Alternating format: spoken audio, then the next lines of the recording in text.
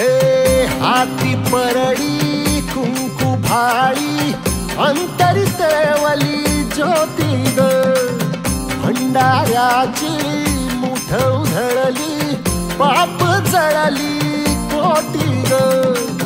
सेवेसाठी आलो दुरुनी तूच जीवाचा जीव स्वामिनी होऊ दे मंगल आई ग हाती परडी कुंकू भाळी अंतरी तेवली ज्योती ग भंडाऱ्याची मुठ उधळली पाप जळली कोटी ग